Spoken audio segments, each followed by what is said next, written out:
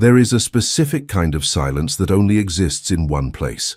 Not the silence of a library, not the silence of an empty church, not the silence of a house when everyone has gone to sleep. This is the silence of a $380,000 machine that was running 60 seconds ago, and isn't anymore. And if you've never sat inside a stopped combine in the middle of a cornfield during the best weather window of the entire year, watching a message appear on a screen that makes no sense the first time you read it and makes even less sense the second time, then you have never experienced the specific, suffocating, completely unreal silence that Dale Harmon experienced. On the morning of September 14th, 2021, Dale was 58 years old. He had been farming outside Oskaloosa, Iowa his entire life. Stay with me until the end. Before we begin, please take a moment to like the video, subscribe to the channel, and comment where you're watching from. Now, let's get into it. He knew every acre of his land the way most people know their own name, without thinking about it, just knowing. He had 400 acres of standing corn that was ready. The yield monitor had been climbing all morning. The September sky was clear in that particular way it gets clear in Iowa in the fall. Low gold light, cool air, the kind of morning that makes you feel like the season is closing exactly the way it should. The work was worth it. It always is if you can get to the end. Dale had his hand on the header controls. He was doing what farmers do during harvest, watching, adjusting, moving forward through the standing corn in that slow, deliberate rhythm that eats acres one row at a time. And then the display changed. The combine slowed, and a message appeared on the screen. It said his machine had been flagged for unauthorized modification. It said remote operational restrictions had been applied. It said to contact an authorized John Deere service representative for review. Dale read it once, read it again, sat very still. Then the combine stopped completely. Not because of a mechanical failure, not because something broke. Not because the engine quit or the header jammed or a belt snapped somewhere in the guts of the machine. The combine stopped because a company 40 miles away, sitting in a building Dale had never walked into, had reached through a software system embedded in his own equipment and turned it off. While he was sitting in it, in his own field, on a clear morning when the corn was ready and the weather was perfect, and there was not a single physical reason in the world for the machine to be anything other than running. He sat in the cab for a long time without moving.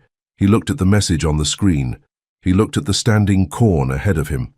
He looked at the harvested rows behind him, the rows the combine had already finished before the screen changed, and then he picked up his phone and called the authorized John Deere dealer in Ottawa. 40 minutes away, the same dealer he had been calling all year. He explained what the screen said. The service rep confirmed it. Yes, the system had flagged the machine. Yes, there was a record of unauthorized software modification. Yes, the restriction would stay in place until an authorized technician could inspect and clear it. Dale asked when a technician could come out. The rep said 12 to 14 days. Dale said he had 400 acres of standing corn and a 7-day weather window. The rep said he understood that was difficult. Dale said his crop would be worth $40,000 less in 14 days if it sat in the field unharvested. The rep said he was sorry. There was nothing he could do about the schedule, and Dale sat there, in the cab, in the silence, and understood something with the particular clarity that only arrives in moments of complete stillness, that the machine he had paid $380,000 for 3 years ago, the machine he had maintained carefully, the machine he had relied on through 3 full harvest seasons, was no longer had not been fully his since the moment he signed the purchase agreement. Since the moment he accepted the software licensing terms he had read incompletely and understood partially and agreed to entirely, because there was no other option if you wanted the machine. He had bought the machine. He had not bought what the machine could do. John Deere had kept that part. Now, here is what actually triggered the lockout. Because this is where the story gets real. 6 weeks before harvest, back in late July, the combine's sensor array had been throwing fault codes since June. Not intermittent codes, persistent ones, the kind that doesn't go away on their own. Dale had called the authorized dealer in June. They couldn't schedule for 8 weeks. He called again, further out. He called a third time, same answer, 8 weeks, during the months leading into harvest. 8 weeks where the machine was throwing fault codes and the authorized dealer's answer was, "We'll get there when we get there."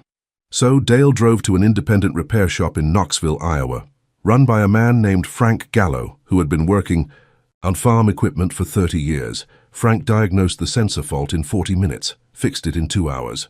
Charged Dale $340. The authorized dealer had quoted $1,200 for the same repair with an 8-week wait attached. The repair worked perfectly. The fault codes cleared. The combine ran clean through the remaining weeks before harvest. Dale considered the matter resolved until September 14th. Until the display changed and the machine stopped, and 12 to 14 days became the answer to a question that his crop could not afford to wait on. He climbed down from the cab. He stood in the field beside the stopped combine, $380,000 of green and yellow iron sitting completely silent in the Iowa morning. And he looked at the standing corn ahead of it, and the harvested rows behind it, and the sky above it that was clear, and would stay clear for maybe 7 more days before the forecast changed. And he took out his phone. He didn't plan what he did next. He hadn't thought about it. He just did it, opened his camera and started recording, not dramatically, not with anger shaking his voice. Steadily. The way a man talks when he is describing something that happened, and he wants the description to be accurate.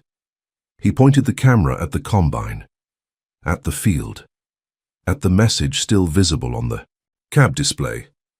And he explained, in plain, specific language, exactly what had occurred. The sensor repair, the independent shop, the $340, the 8-week dealer wait, the lockout message, the 14-day service timeline, the $40,000 his standing corn would lose if the weather turned before the combine moved again. And when he finished, he looked at the camera for a moment and said, "I paid $380,000 for this machine, and I cannot use it on my own land." He stopped recording. He looked at the file on his phone. He posted it to a farming community Facebook group he had belonged to for 4 years.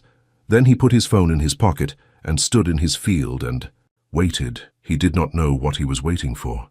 He just knew that standing still, in the middle of something this wrong, was the one thing he could not do. By noon, the video had 400 views. By the time he sat down for lunch, it had 4,000. By 3 in the afternoon, it had 40,000. And his phone was ringing with area codes he had never seen. Dale Harmon was not a man who had ever wanted attention. He had used that Facebook group for 4 years to share planting updates and weather observations and the occasional photograph of a good yield. He had posted a 7-minute video from a cornfield as an act of documentation, not performance, not strategy, not a calculated appeal to the internet, just honest documentation. A man saying, "Here is what happened, here is what it cost me, here is the screen that stopped my machine," but the difference between honest documentation and viral content is invisible until it isn't. And by 3 in the afternoon, that difference had disappeared entirely, because the comments under the video were doing something Dale had not anticipated. They were organizing, not chaotically, not the random noise of internet arguments going nowhere, purposefully. Farmers talking to farmers in the specific shorthand of people who share a situation and recognize it immediately when they see it described accurately. Comments that said, "This happened to me last spring. I lost 2 weeks of planting." Comments that said, "My dealer told me 6 weeks for a hydraulic repair during corn planting. I had to borrow a neighbor's machine just to get in the field." Comments that said, "I have a $420,000 tractor sitting in my shed right now, waiting on an authorized technician who can't come for 3 weeks. And underneath every specific complaint was a shared understanding that what Dale had described was not an isolated incident. It was a system designed to route all repair, work through authorized channels, regardless of the farmer's circumstances or the urgency of his situation. And the remote lockout capability embedded in John Deere's equipment was the enforcement mechanism for that system. The thing that turned a policy preference into an operational reality that a farmer sitting in a stopped combine in the middle of harvest could not argue with, could not work around, could not fix with a phone call to a man in Knoxville who charged $340 instead of $200. By 6 in the evening, the video had 180,000 views, and a farmer named Curtis Webb from outside Des Moines posted in the comments that he was driving his tractor to John Deere's regional office in Moline, Illinois on Friday morning, and that anyone who wanted to join him was welcome. That comment got 340 likes in the first hour. The replies beneath it were farmers saying, "I'll be there. What time? How do we coordinate?" Dale read that comment sitting at his kitchen table, and the unease he had felt at 40,000 views deepened considerably at 180,000 views, with a convoy forming in the comments section. Because the thing he had started with a 7-minute video posted from a cornfield was becoming something larger and more organized than he had intended. And he wasn't sure if larger and more organized was the right direction. He wasn't sure if it would help his combine get unlocked, or if it would harden John Deere's position and produce a legal response that a small Iowa farmer was not equipped to handle. He called his neighbor Tom Briggs. Tom farmed 600 acres adjacent to Dale's south fence line. He had the particular combination of practical judgment and calm temperament that Dale had relied on for 20 years when a situation needed a perspective that wasn't his own. Tom came over, sat at the kitchen table, watched the video, scrolled through the comments, looked at 180,000 views and said, "Dale, this is not a small thing anymore." Dale said, "I know." Tom said, "You need to decide what you want from it." Dale said, "I want my combine unlocked." Tom said, "You're going to get more than that, whether you want it or not." Dale said, "What do you mean?" Tom said, "There are farmers in 7 states talking about driving to Moline on Friday. This is not about your combine anymore. This is about every farmer who has ever sat in a stopped machine waiting on an authorized technician while his crop stood in the field." Dale looked at his phone, then out the window at the dark cornfield. Then he said, "I just wanted to harvest my corn." Tom said, "I know you did." And then Tom said something that Dale would think about many times in the weeks that followed. Tom said, "Dale, you documented everything, didn't you?" Dale said, "What do you mean?" Tom said, "The dealer calls, the repair." Quotes, "The wait times, the Frank Gallo invoice, all of it." And Dale said, "I keep records of everything, always have. My father taught me that a farmer who doesn't document his business is a farmer who loses arguments he should win." Tom nodded slowly and said, "Then you're not as exposed as you think you are." Dale got up from the kitchen table, walked to the filing cabinet in the corner, opened the bottom drawer, pulled out a manila folder, 2 inches thick with printed emails, service invoices, dealer call logs, repair estimates.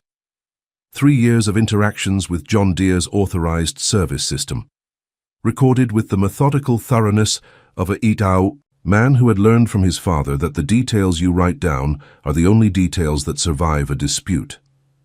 He set the folder on the kitchen table between them. Tom looked at it and said, "That's your combine back." Dale looked at the folder, at the phone showing 200,000 views, at the dark cornfield outside the window, and understood, for the first time since the display changed that morning, that the stopped combine in his field was not the end of something. It was the beginning of it. Friday morning arrived with the particular cold clarity of an Iowa September that has decided to remind you that October is coming. Dale was up at 4:30, not because an alarm told him to be, because sleep had stopped being available sometime around 2 in the morning when his phone finally stopped generating enough notifications to light the bedroom ceiling. He made coffee, sat at the kitchen table with the manila folder in front of him and his phone beside it. The video had crossed 800,000 views sometime during the night, comments still arriving faster than he could read them.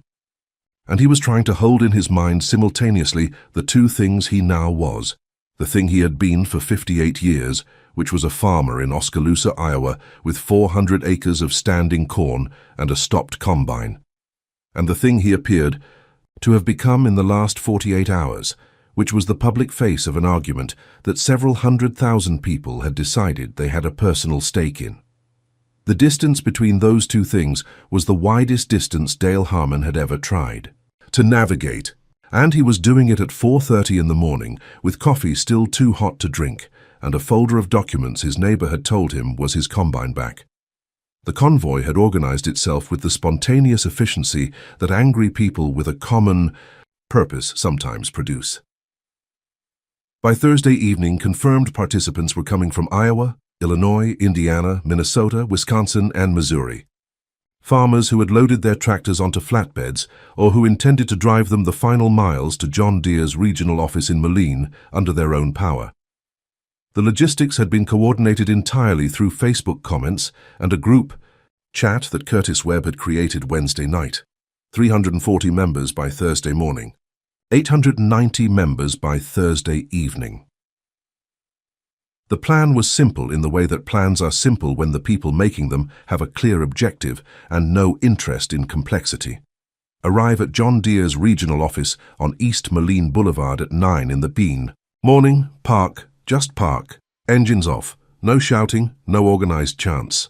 A few handwritten signs that farmers had made themselves, nothing professional, nothing produced. Just the physical presence of John Deere equipment, parked outside the building of the company that made it, by the people who paid for it. 63 machines, silent rows. The most efficient argument any of them had ever been part of. Dale drove to Moline on Thursday evening, not in a tractor, in his truck. Tom Briggs in the passenger seat, the manila folder on Tom's lap. They checked into a motel 6 miles from John Deere's regional office, and Dale sat on the edge of the bed and called his daughter Rachel in Des Moines, who had been texting him since Wednesday afternoon with a mix of genuine concern and practical advice that reminded him painfully of her mother. Rachel said, "Dad, do you have a lawyer?" Dale said, "I have Tom." Rachel said, "Tom is a corn farmer, Dad. You need an actual lawyer." Dale said, "Rachel, I have a folder of documents and 63 tractors." "I think I'm all right," Rachel said. "Please don't say anything to anyone tomorrow that you haven't thought about completely," Dale said. "I'm planning to say nothing at all." Rachel said, "That might actually be the right answer." He said goodnight. Put the phone down, stared at the ceiling, thought about the combine sitting in his field, about the standing corn around it, about the weather forecast giving him 4 more days before the system moved in from the northwest. 4 days that the authorized service timeline would not satisfy. 4 days that 63 tractors parked outside a building might, or might not, change. He fell asleep sometime after midnight, still thinking about the corn. The tractors started arriving in Moline before sunrise. Some of them had driven through the night from staging points in Wisconsin and Minnesota. By 7:30 in the morning, 38 machines were parked on the street outside John Deere's regional building. By 8:45, there were 63, and the sight of them, 63 John Deere tractors of various sizes and various ages, arranged in patient, silent rows on East Moline Boulevard in the early morning light, was something the employees arriving for work that Friday had not expected to see.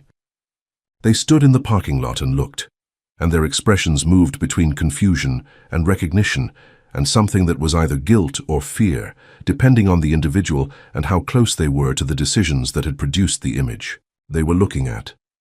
One employee took a photograph from the parking lot entrance and posted it online at 8:52 in the morning.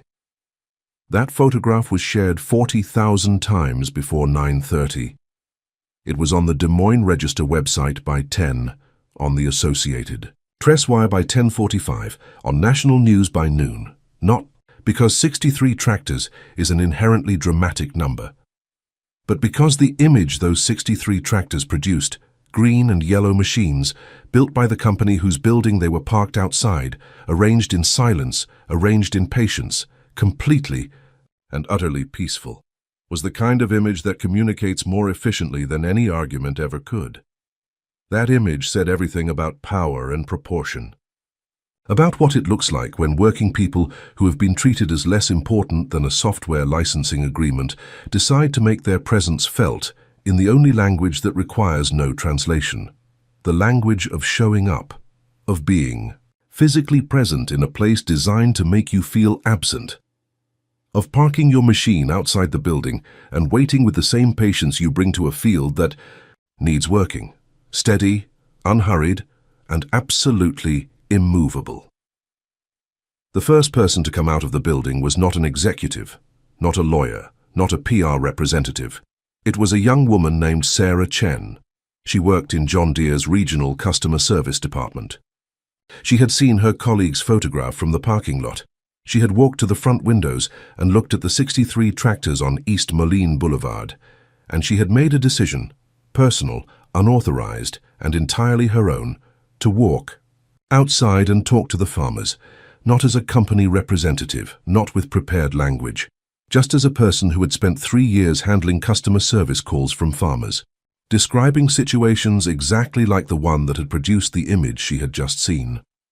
She walked out the front door at 9:15 with her employee badge still on her jacket and no script in her hand. She found Dale Harmon standing beside Tom Briggs near the front row of tractors, identifiable because Curtis Webb had posted his photo in the convoy group chat the previous evening. Sarah Chen walked up to Dale and said, "Mr. Harmon, I want you to know that I read your file and I understand what happened, and I'm sorry." Dale looked at her badge and said, "Are you authorized to say that?"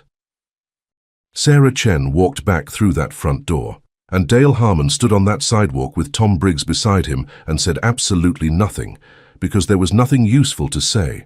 Both of them knew it. You don't fill silence like that with words. You just stand in it and wait and trust that what you set in motion is still moving, even when you can't see it moving. And inside that building, things were moving fast. John Deere's regional leadership had left the office Thursday evening, completely unprepared for what Friday morning would look like. They had walked out of a normal workday and walked into a situation that had already escaped every stage where it could have been handled quietly. And that is the particular quality of urgency that large organizations fear most. Not the crisis they see coming, but the one that arrives fully formed while they were still deciding whether it was real. The people inside who understood exactly how bad this was were arguing with the people who were still trying to calculate legal exposure before authorizing any response. And those arguments were flying across phone lines to John Deere headquarters in Moline at a speed and intensity that the regional office phone system had genuinely not been asked to handle in recent memory. Meanwhile, Dale's Manila folder had entered the situation, not dramatically, quietly, the way the most important things always enter. Tom Briggs had spent Thursday evening scanning every single document in that folder onto his phone. Every printed email, every service invoice, every dealer call log, every repair estimate going back 3 years, and at Rachel Harmon's insistence, because Rachel is usually right, Tom had sent the complete digital file to a farm bureau, attorney named Margaret Holloway in Des Moines. Margaret reviewed the entire file Thursday night. She called Tom at 7 in the morning, and what she told him stopped him cold. She said what that folder contained was not a customer complaint.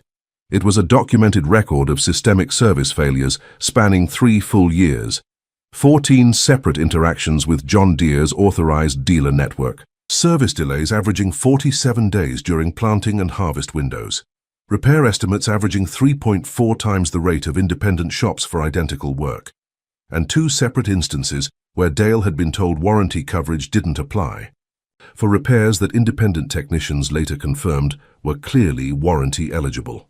Margaret said, "Tom, this folder is not a customer complaint. This is the foundation of a class action." Tom looked at Dale across the kitchen table and said, "Rachel was right about the lawyer." Dale said, "Rachel is usually right." Tom sent Margaret's assessment straight to Curtis Webb. Curtis posted it in the convoy group chat at 7:45 in the morning. All 890 members of that chat read it, and they read it with the focused electric attention of people who have just discovered that the thing they thought was a personal grievance has a legal name, a legal architecture, and a path forward that extends well beyond 63 tractors parked on a boulevard in Moline. By 11 in the morning, 3 separate things were happening simultaneously that John Deere's regional leadership had not planned for and could not individually stop. The photograph of the 63 tractors was on every major news website in the country: Chicago, Des Moines, Minneapolis. Television stations were sending interview requests.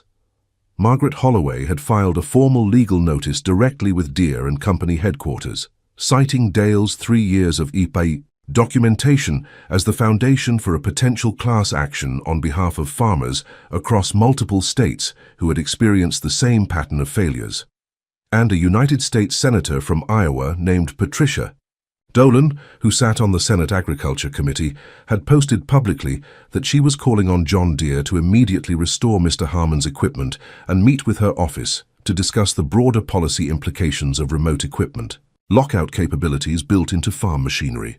3 things, simultaneously, at 11 in the morning on a Friday. And the convergence of those 3 things produced inside that building the specific institutional stillness that only arrives when a decision has become inevitable. When an organization has finally run out of the one thing it was depending on to avoid the decision, which was time. Dale Harmon, standing outside with his folder and his neighbor and his 4-day weather window, was the reason time had run out. The call came at 12:47 in the afternoon, not to Dale's phone. To Margaret Holloway's phone in Des Moines, John Deere's general counsel's office. They wanted to meet, that afternoon, at the regional building. Today, Tom walked over to where Dale was standing near the front row of tractors, eating a sandwich that Curtis Webb's wife had brought out in a cooler from their farm. Tom said, "Margaret got a call." Dale stopped eating and looked at him.